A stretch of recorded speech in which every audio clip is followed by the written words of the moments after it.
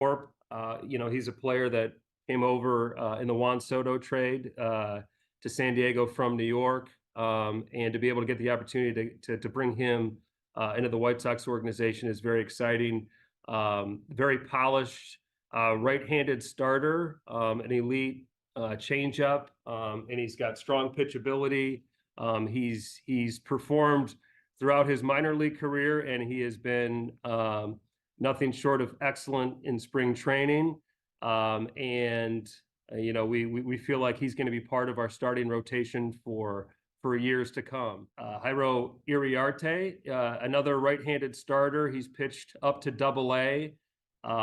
Very unique arsenal. Power fastball, slider, bowling ball type fastball, and just a chance to be a really impactful major league player, major league reliever presently. In Wilson, he is a guy that can plug right into our bullpen.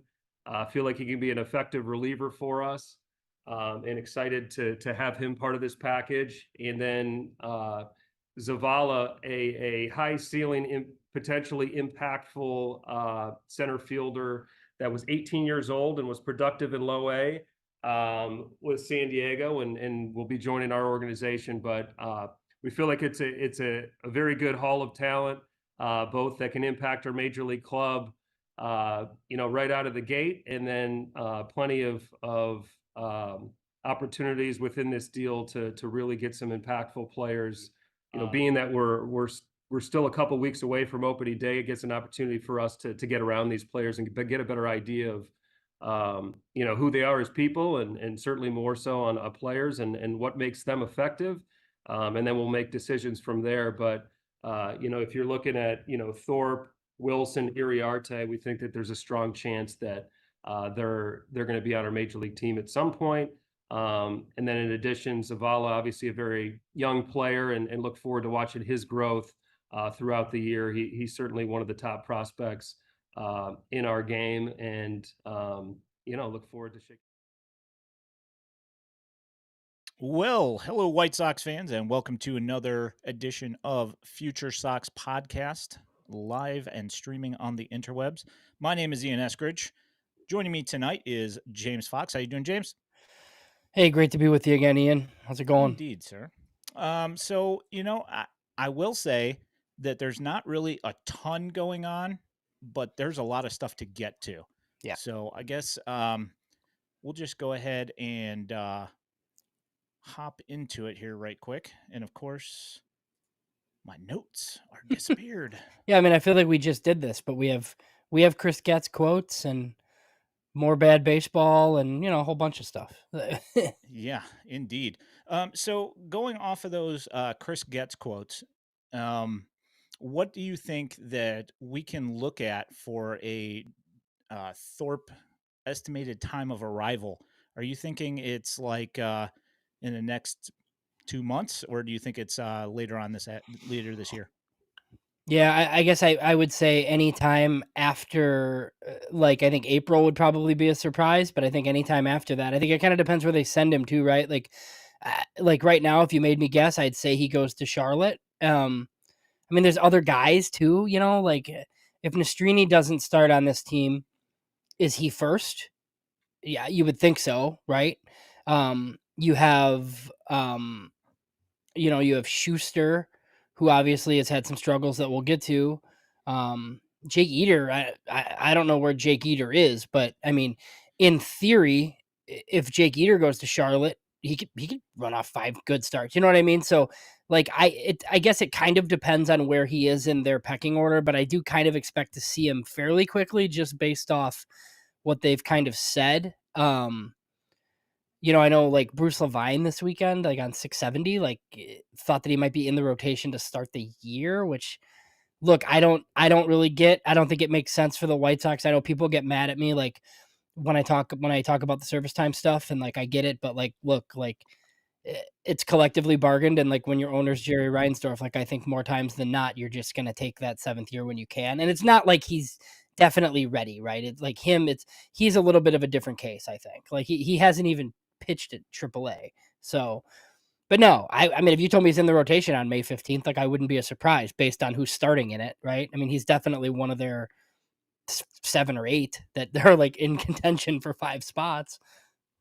Yeah, well, I mean, if you listen to Ethan Katz, he says that there's 10 guys vying for those starting roles. So, I mean, we'll get into the starting pitching here in a little bit, but I mean, there's a lot of names to consider. But also, one thing I know you wanted to touch upon tonight was service time, and just, I mean, the idea of service time manipulation as it used to be has definitely changed with the collective bargaining agreement. Um, especially when dealing with somebody like a Nastrini or possibly Cannon or Thorpe. Also, like realistically, the only time that the teams really get rewarded for other than wins, which this team it's not a concern, the only time they get really rewarded is when you get a rookie of the year, you know so what do you think, what are your thoughts Yeah. on the service time stuff? Well, no, and I just saw the Padres are like Jackson Merrill's going to make their team. But I Yep. mean, if you're them, right? Like you need all your good players on the team to try to make the playoffs in a loaded NL West. And if he's awesome and he wins Rookie of the Year, like you get like the 31st pick in the draft or whatever. That's totally worth it. Like Yeah. if like if Colson Montgomery, you know, doesn't come up until late in the year and he still has rookie status like next year, like I would push for him to start on the big league team for that reason, just because it's like worth it to try to get the prospect incentive or whatever. But I mean, when you're like these borderline guys that like could be in the rotation, but they're not necessarily ready, like I just assume teams are going to send guys down to like get the extra year. And like it's crummy. Like I'm not here like pretending like it's great. It's not. It's collectively bargained. Like the low men on the totem pole there don't really, they get sacrificed a little bit by the big money guys. And it like continues to happen. So, like if Tuki Toussaint is in your rotation for 3 weeks because they want to leave Nick Nastrini down, like I don't think anybody should really be surprised by that. Like I don't necessarily think that's going to happen, but because like the White Sox haven't really done it that like they did it with Loy and some of those guys like before signing, but like Vaughn they didn't do. I mean, Vaughn is sucking up service time. Crochet they didn't do it, So yeah, so I don't really know. I mean, with it just they should probably take their best 5, but there are 40-man considerations too. Yep. So Jairo Iriarte. So we've had a little bit of time to digest this deal since the night of, when of course there's a little state of shock, and like you try and rush out the content as quickly as you can. Um, your thoughts on what you think Jairo Iriarte's role is going to end up being, and what do you think for an ETA on him? I think I would still say probably 2025 for him. I know like they've said that it could be this year. I just think there's going to be guys like ahead of him. I think he probably go now look, if they start him in triple, then then I think that like changes things a little bit, right? Yeah. I think he goes to double as a starter. They get him as many innings as possible. I think, we kind of talked about some mild reliever risk with him. I don't really see that. I know like the Padres were going to do that, but it wasn't because he'd failed. They did it because they were going to like hike him to the big leagues for like a playoff run in a relief role. The White Sox have no reason to do that. Getz kind of talked about how they think he's a starter. I think he's one of the 5 in Birmingham, and you get him as many innings as possible. And I think he's pretty exciting. I think he's young. He's in AA. He throws really hard. He's skinny, right? But yeah, no, I think he's starter until he proves to you that he can't do it. If you told me he got starts down the stretch this year or, at some point, like I'd believe you. But I'd predict 25 probably. Yeah, that was kind of along the lines of what I was thinking if you didn't push him to a reliever role. But at this point in time, I don't really see what the point in that is. I mean, yeah, you've got some command concerns every once in a while, but from the, I've watched probably like 4 or 5 of his starts, and it seems to me that if he's having command issues and somebody comes out to the mound, it's like next second, like the next pitch that he throws, it's like he's locked back in. So, it's kind of one of those things. I think that they work on him with his repeatability and in his mechanics, and hopefully that he streamlines it and he just goes. Yeah, I mean, it's not Prelander Baroa, right? Where this stuff really plays up like in shorter outings and two pitches, right? Like Prelander Baroa can throw his two pitches and be a eighth inning guy. Like Iriarte doesn't have to do that. He has enough of a mix to start. So, and how many, do you know offhand, how many innings did he throw last year? Because they moved him to the pen for a little bit, but then Baroa? no, Iriarte, because Oh, but then he did start again, like towards the end of the year. They like put him back in the rotation. So, I mean, I want to say that it's at least 70 some. So he should be I thought throwing it was 100. 90 something. Okay, good. So Let me look. he could throw like 130 or 140, like you would think if they, if they would let him do so. So, yeah, no, I think he's a definite starter. I think if they would have come out and said like they see him as a bullpen piece, I think their trade return's a lot worse. Like you had to get I mean, they got two starting pitchers that are fairly close to the majors, a big league reliever, and then Zavala. So yeah, I think that's the plan. He stays in the rotation. Yeah, to clarify, it was 90.1, so I was Okay. 0.1 innings off. Yeah, that's pretty much where I'm at, and we'll see how they handle it. And I think that I think one thing that we definitely don't have any idea right now is how Josh Barfield and Chris Getz run this thing. We don't know how they're going to push players. We don't know how patient they're going to be. We don't know, like what kind of what they expect from these guys. It's going to be one of those things where we have to learn over time how they're going to handle it. If it's going to be, done on an individual by individual basis, or if they have like some sort of guidelines that they want to meet, who knows? Yeah, and So, I mean it's the first time Paul Giannis has even like done the job like in a major league capacity. Like, like some of the individual stuff, like the soft factors, like I'm sure he was doing some of that stuff at Rice, which is why they think he's a good fit for this job, right? Like he understands baseball, he understands development, like he knows how to talk to players. But I mean the actual job, like he has not done. Now, the two people above him that are running this organization have both done the job.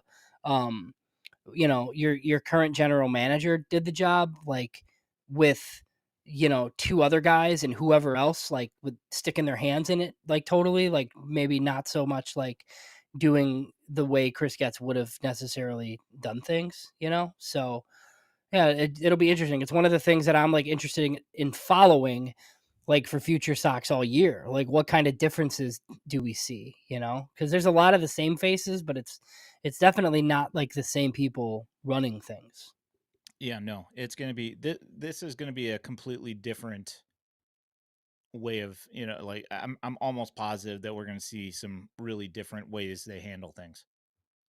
So, um one thing I've seen floating around on the social media sites is Steven Wilson, and the fact that he is a fly ball pitcher, and that people are concerned about his um, viability in guaranteed rate field. And so I wanted to bring up this graphic from Baseball Savant, and so as you can see, he is in the first percentile in ground ball rate. So he does not get any ground balls. So yes, you're going to see a lot of fly balls, but the other thing that you do see is that the expected batting average is 184, which is in the 99th percentile, and then his hard hit percentage and his average exit velocity are both really, really good. So people are not hitting the ball hard off of him. So that's why I'm not concerned. And I think that, it's a good pickup for this bullpen because, as we're going to get into a little bit later, it's going to be kind of an interesting bullpen. It's going to be a lot different. There's not going to be hardly any of the same faces, like the amount of roster turnover on this team has been insane. So I just wanted to show that. You got any thoughts on Steven Wilson? No, I mean, I just think like going back to what we've kind of talked about with Brian Bannister, it seems like he just like wants lots of different profiles, like in the bullpen, right? Like these guys are all really different, like the guys that are going to be down there. And I think, look, if Steven Wilson pitches well enough for them to flip for something at the deadline, I think that's a win, right? I think they got their 3 prospects and a big league reliever who they think they can trade for something else at some point. So, hopefully it works. I will say, just like, it took this guy forever to get to the majors, huh? Like, drafted in 2018 out of Santa Clara. He's 29, so Yeah, he was I think probably he's taking it. He 27. was like probably Yeah. 23 at the time. So Yeah. yeah. So One thing I also will bring up that is not on any stat sheets, um, visiting Chris Getz' um, philosophy and the way he's trying to do things about getting clubhouse guys and guys that do all the right things. People love Stephen Wilson in San Diego. Like he's one of all, like, their whole entire fan base. He's like one of their favorite players. He's known to do a lot of charity work and to be a really great guy. So he kind of fits into the whole mold of a bunch of the guys that they're trying to bring into this team to try and change the culture. I know how much everybody loves that word, but I'll go ahead and bring that up anyway, just because, it is something of note to see the guys that they are bringing in and kind of the mental headspace that they occupy, and how they handle their business and, things that they do. So another nice thing to see. yeah, it seems like lots of guys. That's like been a focus, right? Like Michael Soroka is one of those guys. I guess like Chris Flexen's one of those guys. Like the veteran hitters that they like. That's why it's kind of weird, right? That Kevin, or is it? I always want to say Kevin. Is it Kevin Pillar? Yeah, right. Yep. Yeah. So like that's like his thing. That's why he's always on like playoff teams. And my guess is he'll finish the season on a playoff team too, because that's just kind of like the guy that he is. I mean, I know that Martin Maldonado has some of those things. So Yeah, no, is having those guys that are positively affecting, the clubhouse are certainly worth having. I'm going to. It's going to take me 1 second here, but I am going to go ahead and bring up something right here, and it's going to take me just a moment. But let's go ahead and add new layer, screen share, and it's not letting me do it again. What is the deal here? Why does it do that? This is again here with this nonsense that it doesn't want to let me share my screen shares. I don't get it. All right, never mind. I can see it on the bottom. Yeah, exactly. I can see it as well, but for whatever reason, it just won't let me do it. Anyway, it was a breakdown of Samuel Zavala's swing, the other part of the return on this deal. And one thing that I have heard, and it was one thing that, after watching a few ABs, and it's hard to find Samuel Zavala ABs. It's like they're not readily available with good video. But one thing I did notice is that, one of the things that people talk about when they talk about him is that, yes, he does have plus power and he does have an advanced approach at the plate. But one thing they worry about is as he goes up higher in the levels is that he might have a little bit of problem catching up with the high fastball. So I can't show you in the video because for whatever reason, it's not letting me show it. But that was one thing that I also had a concern with watching his swing is, it's one of those things that I really hope, because he's got a really big leg kick. And if that timing mechanism doesn't match up well with high velocity, we're going to be seeing some strikeouts on high velocity up top. So. Yeah, and I know the write up at Pipeline anyway, like kind of talks about how he has a lot of plate discipline and he got on base, and he doesn't chase a ton, but he misses like a lot of pitches like in the strike zone. They've kind of said so, but I mean they put a 55 hit on him, so I mean we'll see. It was at low A. I would imagine he'll be in Winston, and we'll kind of see how that goes, and then look, even if he's great at Winston, we're gonna want him to show it to us at Birmingham, right? Like it's just kind of what we always kind of do. But I think he's a little bit interesting. He's really young. I like the fact that he takes walks. Like they just don't have a ton of guys that do that. Obviously, Deloach isn't the level of prospect as this guy, but it's like similar where they've said that he's like has plate discipline, but he also Ks a bunch. So, we'll see. Yeah, that shows in the numbers, that he does have a really good approach, and he's very selective about what he does swing at. And so the strikeouts do pile up regardless, and the fact that there is some swing and miss. So I guess one thing that we also wanted to bring up here was the re-rankings of the Major League Baseball and the MLB Pipeline re-rankings here. So I'm going to go ahead and bring that up right quick. So, and it didn't work. Good job. Nice job. So there it is, the 1 through 10, with Drew Thorpe coming in at 3, Samuel Zavala coming in at 6, and then Iriarte coming in at 9. You have any thoughts on the re-rankings here? No, I think that's good. I mean, I think a lot of people have 4 and 5 could be flipped. You kind of talked about how you would have Thorpe 2. But yeah, this makes sense to me, I think. I mean, Gonzalez, Nastrini probably needs to be higher. So I think I'd probably have Nastrini 6 still in front of everybody else. And then I have Eater like a little bit higher too, but those are my 10 for sure. I'd probably have Gonzalez 10 and then kind of put the other guys in there. But I mean, it's up for debate. It's fine.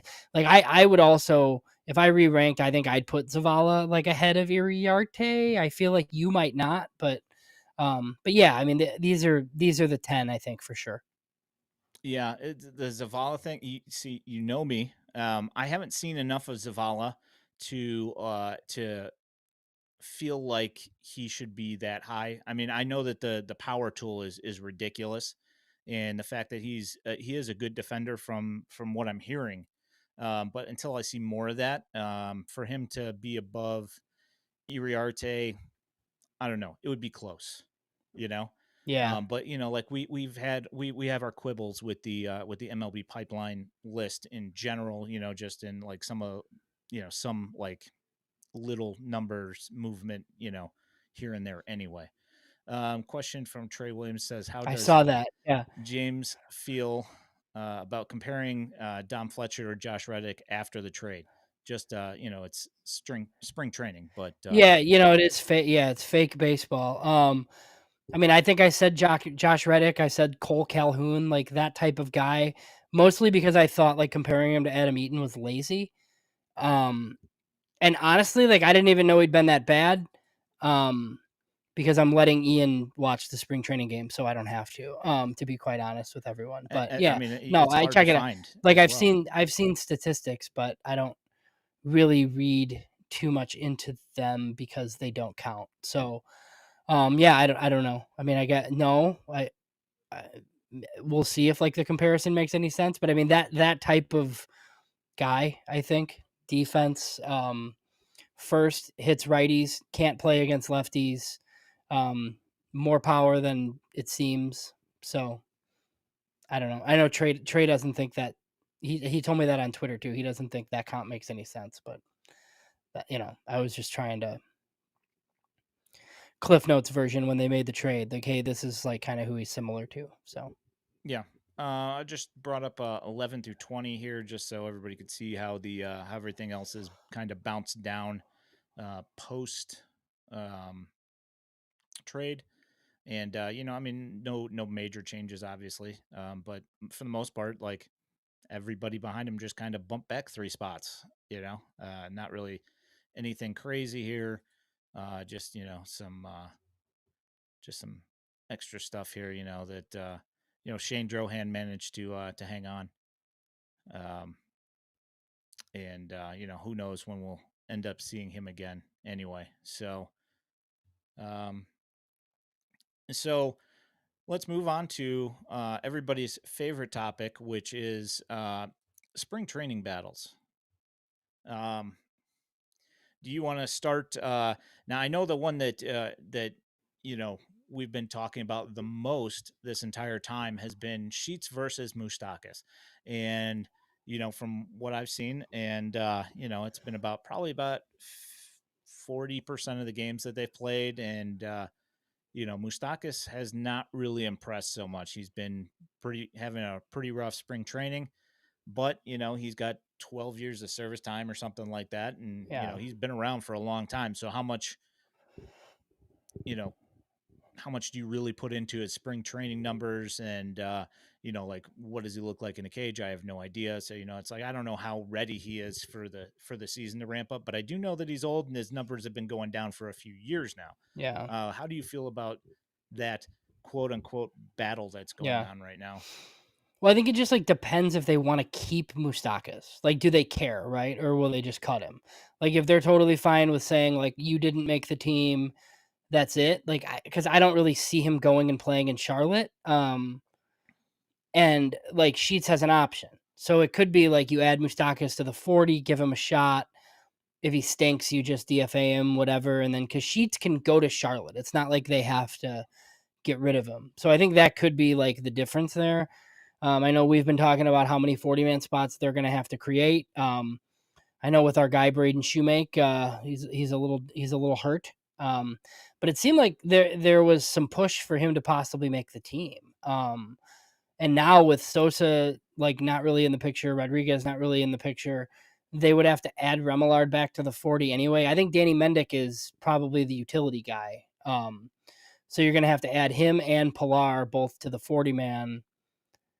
Will they also with Moustakas? I don't know, but that's definitely the last spot I think is either Moustakas or Sheets. If you add Moustakas, you can keep Sheets. If you keep Sheets, I'm not really sure Moustakas will stay in the org, but I mean, whatever. Like it's not that big a deal. I don't know. That's kind of the way I look at it though. Yeah, I mean the question is that if they decide, I mean, if this is going to be the year that you're going to use the option you're on Sheets, in my opinion.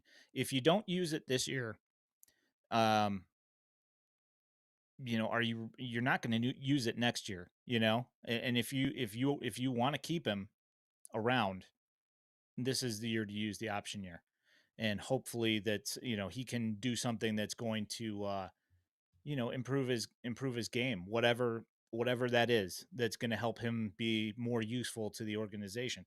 And if you decide that you want to that if Moustakas is worth keeping, you burn that option. If you don't think Moustakas is worth it, then maybe you burn that down the road this year. But I think that this year is the year for Sheets. It's like we pretty much had him written off before the season, and then they started making all these weird moves, kind of creating some sort of a competition of sorts. But I don't really see there being any like crazy competition for him that's actually put up any results this year. So so far in spring training, anywho. So Right, and he would be. I mean, like Sheets could back up at first, which Moustakas would also be doing. But I mean, Mendick could play third, so it's not like you need Moustakas' third base versatility. But I could see them thinking they do because if anything happens to a middle infielder, it almost has to be Mendick, right? And then if you also had an issue at third, it would have to be Moustakas. It couldn't be Sheets. So look, I don't know because we've kind of talked about it. Like this might be the same for Moustakas. I just don't know when you would ever play Gavin Sheets. I really don't because the only time you would play him is against righties, and you would have to sit a lawyer Vaughn to do it. So, and look, I know that's the same situation for Moustakas probably, but they might feel better about him pinch hitting or giving Vaughn a day. Like I don't know. yeah, a little bit more flexibility there as well. Because I mean, not that I would really suggest it, but I mean, you can throw him in at second base, you can throw him at third base. You can't. I mean, Sheets you can put in right field, but as we've talked about before with the uh, the way that they want to run this organization is they want plus defense.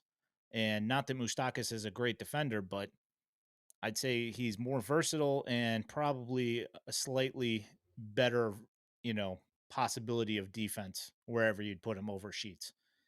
Maybe Sheets is a little bit better with everything in front of him at first base. But I mean, we've seen a great play out of Moustakas already in spring training, where he's running into right field catching foul balls, so yeah, that's the whole thing. I don't know. I don't, in the grand scheme of things, does any of this even matter? No, not really. I mean, we're kind of quibbling over something that's, doesn't really matter, for the 2024 White Sox or 2025 for that Right. matter. So let's get to something that does matter.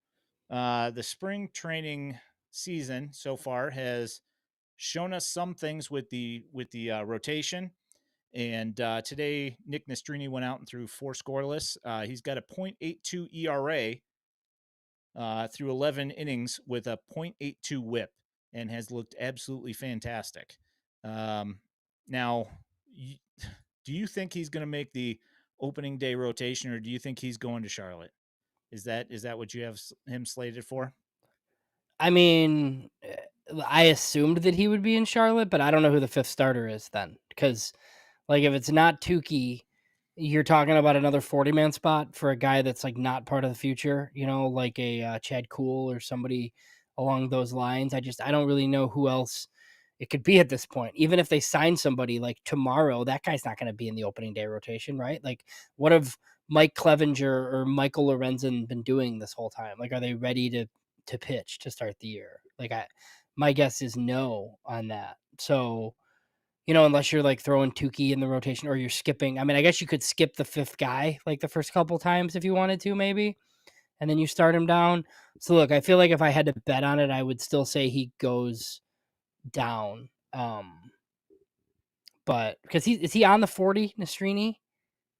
I feel like he's not. I don't think. I don't So think he is either. Yeah, I don't think he is. So like that. So I think that adds even more to the fact that I don't think he will make it. But I think his former Dodgers teammate that came along with him in the trade, I know I'm jumping ahead a little bit, but he could. I think he could be on the team. But I feel like Nastrini's going to go to Charlotte. Yeah, no Nastrini, no Leisure on the 40-man, as we've talked about that one before. That's the hurdle here, is the 40-man at this point, is that they have to, Chris Getz is going to have to make decisions here coming up real soon with the beginning of the season, probably, within the first month of the season, of who he's willing to lose, who he's willing to try and pass through waivers. And we're going to find out a lot here in the next coming weeks. Mm-hmm. Well, and there are a few 60-man spots they can probably create, right? Like Davis Martin is still on the 40-man. He can go to the 60. I don't know about Jimmy Lambert's status, but I do know that. So Jimmy Lambert's an out of options guy. So he could go on the regular DL and make the team, or he could go on the 60-day and create a 40-man spot. But yeah, I feel like Shane Drohan also will probably go on the 60, I would imagine. So there's 2 spots right there off the bat. But you're talking about having to create 5 or 6 potentially, I feel like. So that's where it gets just a little bit hairy with guys that, we were just talking about Gavin Sheets. Like he has an option, but is that like a roster spot that you need? Like, can you keep Jose Rodriguez and Lenyn Sosa and Braden Shoemake if you're going to add Danny Mendick as well? Like, my thought would be no, you can't. So somebody's going.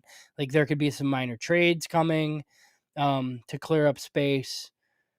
But, some fairly interesting roster battles for a 65-win baseball team. So, but yeah, I mean, but they do have to finalize the roster at some point. Yeah, that's the thing, is that the great thing about competition is that there's competition for the roster spots. The bad thing is that there's competition for the roster spots, and the fact that they've got a bunch of guys that they don't want to get rid of still, or they haven't figured out what they are. That's going to make things a little bit more difficult as we move forward here for him to try and clear spots to bring these guys in. I mean, you can't have 90 guys, it's just the way Right. the way it works. Well, but that's where I did think, like, if it was even between Danny Mendick and Braden Shoemake, maybe they do just keep Shoemake because he's already on the 40. You give him a shot to show that he, also can't hit in the majors since he can't hit in the minors. And then Mendick could just go to Charlotte or whatever. But now I think you're going to have to add Mendick to the roster and have him on the team. So Yeah. what do you do either with that the or other? What do you do with somebody the else. right? Like, what do you do with the other 3 guys? Like, I don't really know. Yeah, that is a question for the ages, and we will find out here shortly. So also Jonathan Cannon pitched today, allowed 1 run in 4 innings. He's got a 2.5 ERA roughly in 7 innings pitched this spring. He's looked pretty good. I think he's slotted for Charlotte is my guess. Your guess as well? Yeah, did he finish there?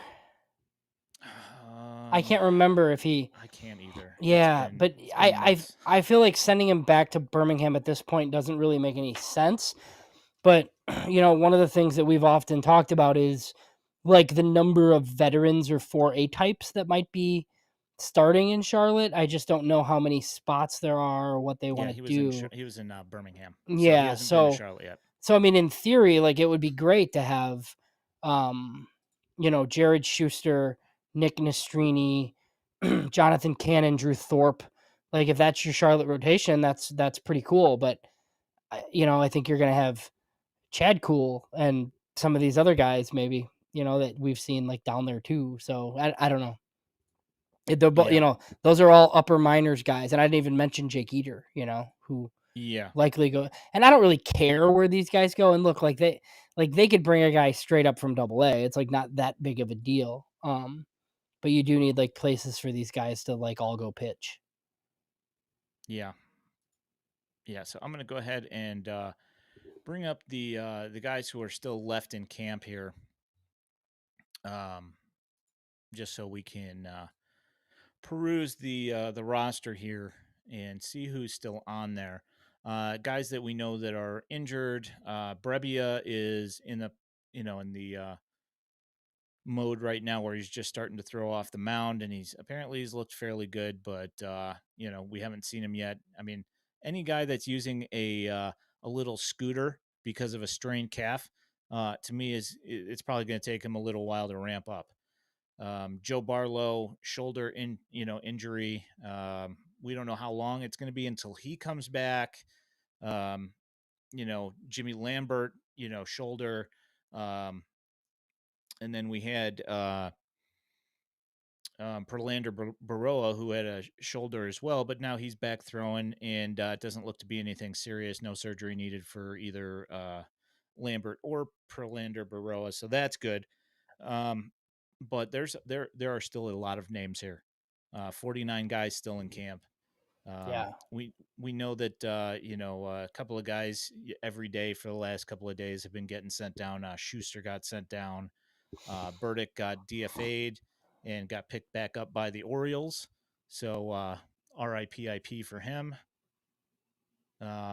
Anything stick out to you on the pitching side here? For the starters, anywho. No, not for the starters. I mean, like there's a 5th job that's like up for grabs, it seems, and then as far as the bullpen is concerned, I mean, there's a few guys that I think are definitely like we know Michael Kopech now is going to be in the bullpen for sure. Like I'm assuming Jesse Chavez is going to get added like in some capacity, but I don't know, man. Like I just don't know. Like has Brad Keller pitched? Has he done? Is he ready? Has he done anything? He's thrown on the backfields, but he's not ready yet. They said that it wouldn't be too long. But he's a bullpen guy now, right? Or no? I mean, who knows? So maybe he's the 5th starter. Possible. Yeah, and then you just have your Dominic Leone and Brian Shaws of the world. Like Steven Wilson's definitely on the team. Brebbia's on the team, but like you said, I don't know that he's ready to go. A guy that's interesting, Davey Garcia, former Yankee farmhand, out of options. He's pitched pretty well, so my guess is he's in the bullpen. But again, that's a 40-man spot that he'll keep then, and not go anywhere. So yeah, I would hope that we see him. I would assume staying in camp, and then some of these other guys probably just. Like does Jordan Leisure make it? Right? I don't know. He would need to be added as well, but he's one of the better arms on this list for sure. Corey Knable's hurt, so yeah, there's going to be 13 pitchers on the team. That's the only thing I know. Yeah. So, a couple of things that I wanted to hit up on the starting rotation side. Fetty and Flexen are both hovering at a 1.5 or above WHIP for spring training. Fetty's got a 5 ERA and Flexen's got a 2 ERA, despite having a 1.5 WHIP. How do you, is that something that, I mean, I know that it's fake baseball and that they could be working on something, but at this point in camp, is this something that you think that is worrisome? Yeah, I mean, I think you would hope that the opening day starter would look a little bit better than he has. Oh, Like, you don't you know know, that. yeah, You don't know that. yeah, he knows though. And you know what? Like, I guess it could be Soroka, right? But they should start Garrett Crochet opening day because I'll be there, and that's what I would like to see. That would be cool. Fair enough. Just start Garrett Crochet. But no, I think like Garrett Crochet went from like the man of mystery to like a guaranteed like lock as a starter, right? Like, maybe they'll only throw him 3 innings every time, but you make 30 starts of 3 innings. Can he throw 90? Maybe he might be able to do that. I think. I think so. Yeah. So you get him up to 90 innings, and then he's part of your rotation in 2025 when you hope to be a little bit better. But yeah, I mean, hopefully, some of the changes that Fetty has made come to fruition a little bit once the actual season starts. But I mean, yeah, it hasn't been super promising. Soroka looks pretty good though. He does, yeah. Yeah, so Crochet, 9 innings pitched, 12 Ks, 0 ERA, and a .78 WHIP. Not so bad.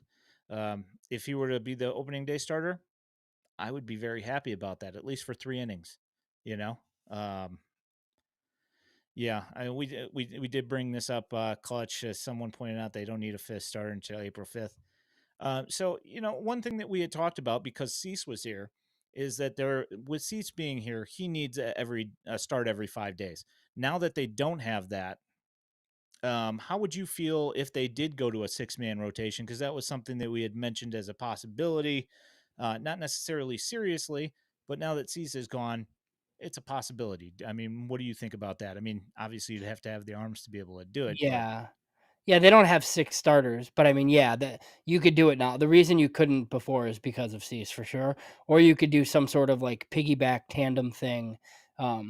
If you have like a long guy that you like, that you think you're gonna need to like come in after Garrett Crochet, something along those lines. But yeah, I mean, because that's the other thing. Like, did you plan on getting into Kopech at all or no? That's exactly who I was going to bring up. Is if you're looking for a piggyback guy, he might be your guy. But again, like the same issue as when he was a starter is that you've got escalated pitch counts.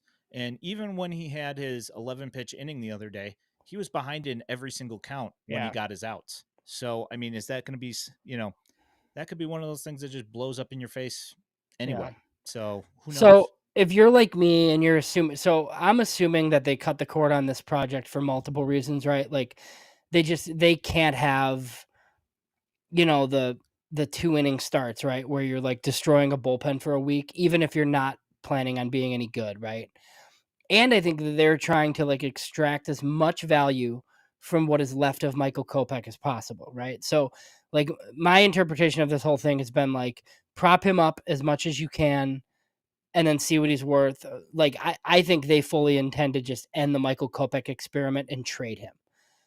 Now, does it make more sense to have him pitch in sort of like a long role like you're saying?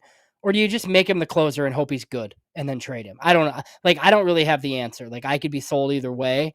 I'm kind of like you where, like, I just feel like you're going to run into the same problems if you're expecting this guy to pitch multiple innings. I think if you just tell him you're the 8th inning guy, you're the 9th inning guy, like just go out there and like throw fire or whatever, that might be better. And then hope triple digits. Yeah, so and then hope that. Well, because he could be fastball slider. Like you don't have to screw around with like another pitch. Yeah. And then maybe he's one of these power relievers that you're trading at the deadline for a top 100 guy. I mean, who knows? Like if that's the plan, that's what I think they're gonna do. But he does make sense as one of the guys that could go 3 innings or something. You know what I mean? So you have other guys too. I kind of feel like if he's going to be a piggyback guy, he needs to have a third pitch. But if he's going to be a closer, he can be 2 pitches. I kind of feel like if there's going to be any possibility of him seeing somebody a second time, he can't just be 2 pitches, just in my opinion. But if he's seeing somebody more than once in 3 innings, things haven't gone to plan, you know, uh, if he's seeing more than like 1 or 2 guys for a second time. So, yeah, that is a conundrum. So we'll see. So I wanted to move to the bullpen, and obviously Leisure has been dominant, and we don't know what the heck's going on with the 40 man as far as that goes. And they would have to really make a very big decision to put him on the 40 man and just start getting rid of some of these other guys. But Davy Garcia, 1.17 ERA. He's pitched really well. He's got a right around a 1 whip. Tanner Banks, 1.17 ERA. And, we're going to need lefties. So, it's nice to have some of those guys, like if Bannister's looking for different looks, like he says he is. That's one of them. Dominic Leone has been pretty good. He's got a 1 whip, and he's been fairly decent. Tim Hill is at a 1.5 ERA through 6 innings. And, I don't know necessarily about his pitching being a different look, but I mean, if you've seen his player picture, that's a different look. Yeah. And Jake Cousins has looked really good.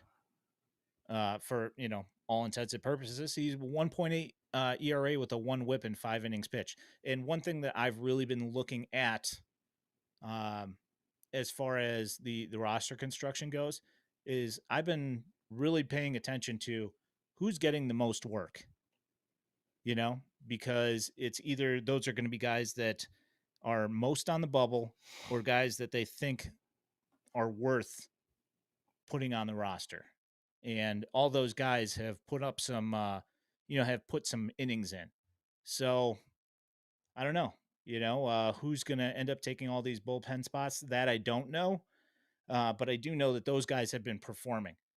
So, with the 40 man, the way it is, if they start cutting these guys, somebody's going to have to fill it. Are they going to do it just on name, like Knable, just because of his name? I don't know. So Well, he's not ready, right? Because I thought he was a lock to be on the team if he were ready. That's the total like bad team closer signing, right? Where Corey Knable's like racking up saves on a horrible team and then you trade him, but he's hurt too. So, and look, I think there's going to be lots of churn. Like you look at the 40 man, like Leisure will probably go down, but I mean, look, like Jordan Leisure might be the closer of the future for the White Sox. Like we're going to see him. I'm pretty sure we're going to see Alex Spees. I'm pretty sure we're going to see Bailey Horn. We're going to see Prolander Baroa. I just don't know that we're going to see any of them right away.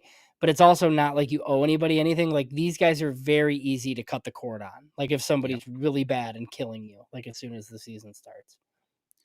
Yeah, that's one of those things as well. Is like I kind of have the feeling that Getz isn't going to have any of these emotional attachments to any of these guys, and he's going to have no problem, saying, "Hey, I appreciate what you did, but it's just not going to work out, and you're going to have to find a job somewhere else."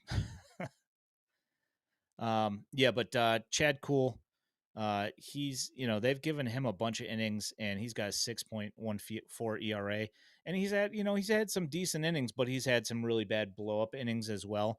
And I know that was one of those guys that they were talking about trying to figure out if he was going to be good for a, like a long relief role, like type mop up thing. But I don't know. I think they're going to need a lot of mop up men personally. There's going to be a lot of innings to be had by this pitching staff. So, are they going to start, we're going to figure out where they're going to come up with these innings from. Well, and you would think that like they're going to keep, like, I feel like they keep 13 pitchers, even if they aren't keeping a 5th starter. So are they going to have a 9-man bullpen to start with 4 starters? And then you're waiting for a Keller or a signing or somebody to be like your other starter. Because you could go You can go 14 position players if you want. You're just the teams don't because you're not allowed to go 14 pitchers. So most teams go 13 and 13, but you don't have to. Yeah, no, I'm not saying. I'm just saying, you know, not being able to carry extra pitchers, Oh, it's a terrible rule. it's an awful rule because like all you're doing is increasing the stress on pitchers' arms Yeah. if they have to pitch too much. Yeah. So I mean, Major League I mean, I think like the bad owners complained that the smart teams like the Dodgers and the Rays were using too many like they'd call up a guy and they'd throw him fresh and then they'd send him down and they'd call up another guy and then they'd like rinse and repeat and do that over and over and over again. And now it's really hard to do that, like especially with the 13 limit. But yeah, I mean, it's stupid. It doesn't make any sense. Like I kind of feel like, if you wanted to keep, you know, whatever, like 15 pitchers, what do you think you should about be able to. Brett down there? No, absolutely not. He might not be on the team like July 15th.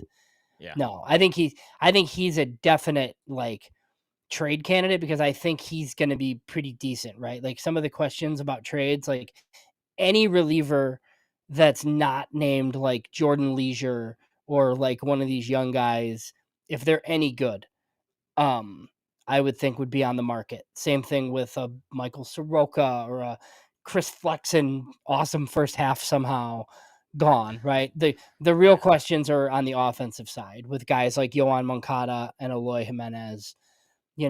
Like did those guys move if they're putting up good numbers somehow?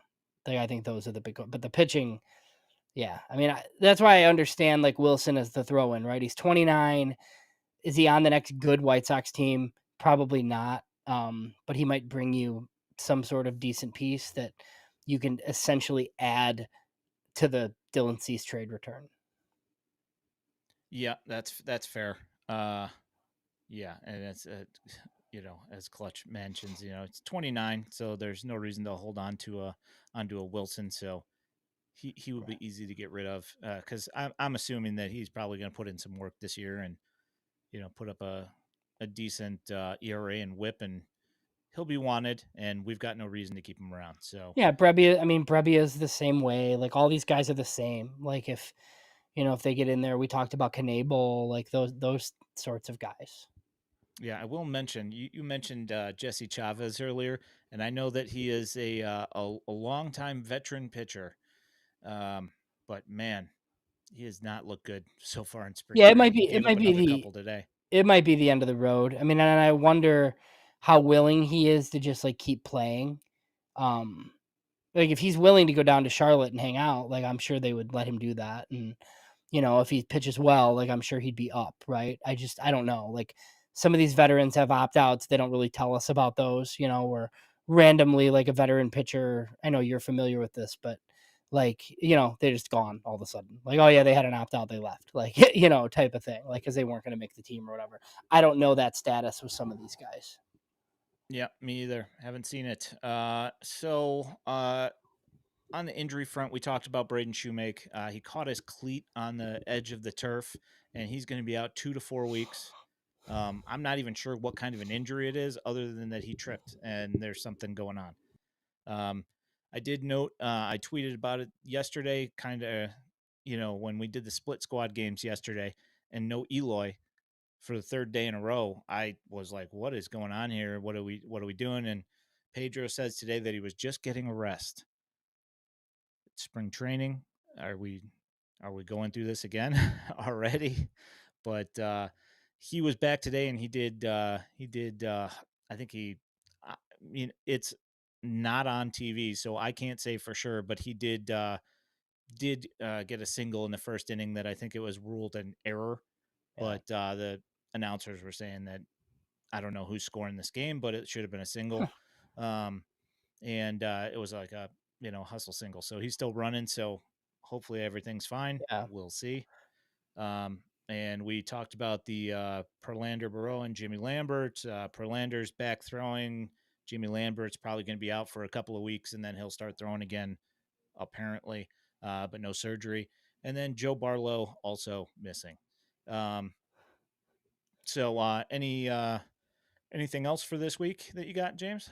No, I mean they usually televise quite a few like towards the end, right? So you should have some more here. I'd have to go back and look and see like when they finalized the roster last year, but also it's a different general manager, right? Like you had that roster up there. I mean, you still have all of like the veteran outfield options are like still in camp. Like I assume those guys, you have 5 catchers or 4 catchers.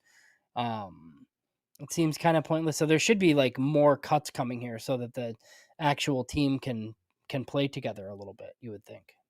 Yeah, I think at this point, yeah, we should be due for like a nice round of like 10 guys being gone here, because it's been like over the last week, it's been like a one guy gone here, one Yeah. guy gone here the next day, and it's been like 7 cuts in 7 days, and eventually they're going to have to start paring those numbers down. The question is that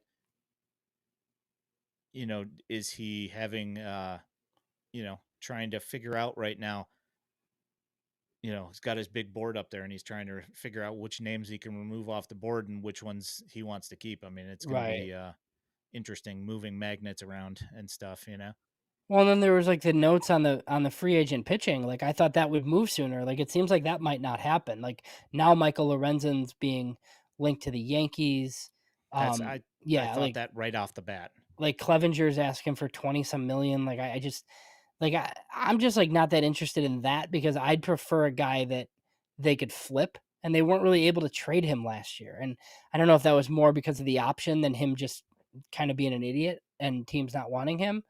But if like you're gonna make a deal like that, like I want it to be a guy that you're gonna be able to trade, and I'm not sure you're gonna be able to trade Clevenger even if he's decent. So, um, and then like Bob Nightingale today mentioned too that they had interest in Tommy Pham. I don't know if you saw that, but I did, so yeah. so apparently like he was close to a 1-year deal with the Padres, and if that falls through for some reason, the White Sox are also interested. But it made it seem like he's probably going to go to San Diego.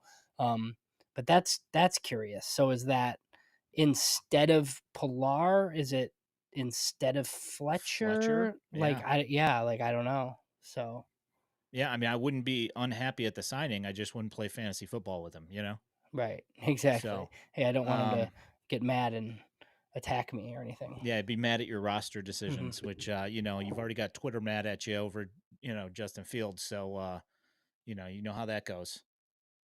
Just those people can't punch you in the face about it.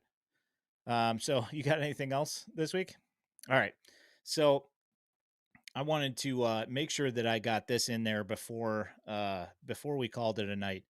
And yesterday, the split squads, the White Sox were playing the Seattle Mariners, and Jacob Burke made quite the catch yesterday. And I wanted to make sure that everybody got a nice good view of this.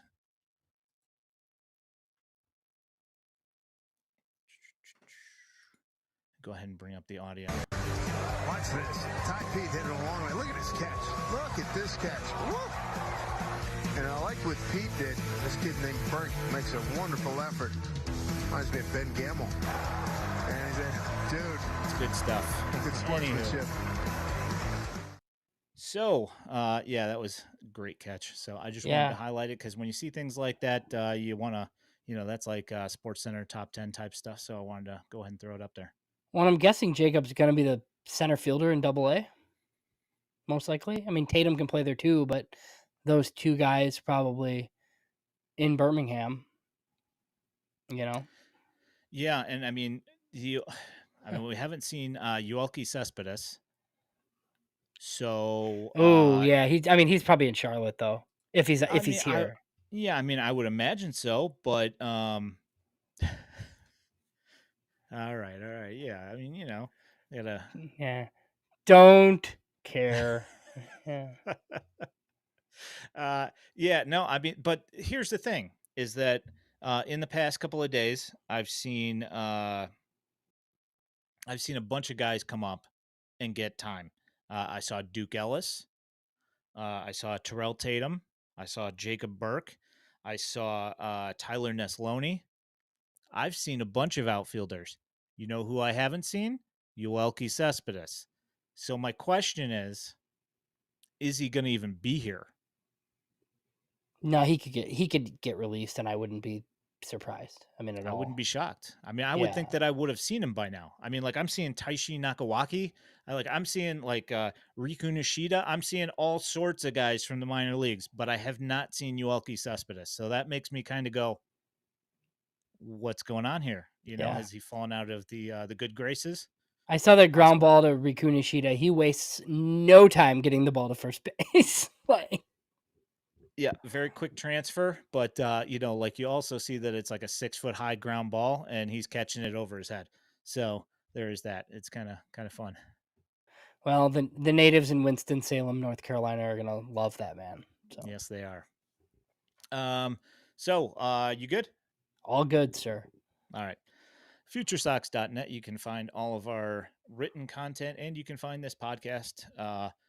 You can also find a Patreon link where you can support our content. We will be releasing our personal top 30s here in the upcoming week.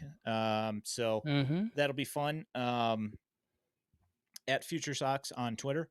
My name is Ian Eskridge at Daily White Sox. He is James Fox at JamesFox917. If you are listening to this in podcast form, know that you can also listen to it in podcast form on YouTube. You can also watch it in video form on Sunday nights at 8 p.m. on YouTube and our Twitch at twitch.tv/FutureSox. We have 2 other shows. We have the Future Sox Roundup on Monday nights, drops on Tuesday morning, which is not streaming live at the moment, but they plan to at some point. And then we have our MLB edition of the show. It's Future Sox Hot Takes and Heaters with Danny Miller and Nick Morawski. And you will find that on Tuesday nights at 9 o'clock on YouTube and Twitch, and Wednesday mornings in podcast form. I would like to thank you for hopping in tonight and hanging out with us, and we look forward to seeing you guys next week. Thank you so much, and have a great week. For my co-host, James Fox, you have a great night.